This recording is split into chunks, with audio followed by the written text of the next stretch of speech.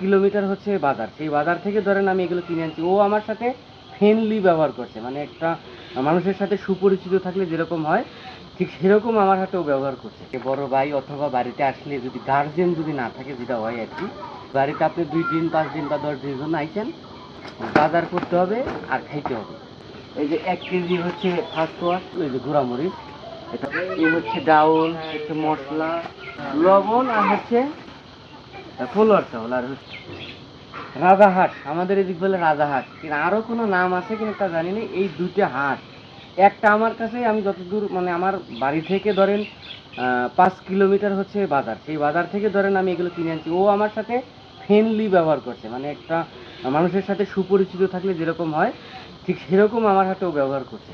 মানে আমার পিঠ চুলকায় দিছে, আমার কাছে আসছে, আমি ওকে আদর করছি। মানে ওর কাছে মনে হয়েছিল যে আমি নাকি ওর মানে সুপরিচিত, মানে অনেক পরিচিত, এরকম মনে হচ্ছে। আমি 2টা হাঁসের, এই 2টা রাজা হাঁসের দাম হচ্ছে কত করে হতে পারে, কয় টাকা হতে পারে, আপনারা হচ্ছে কমেন্ট করে জানাবেন।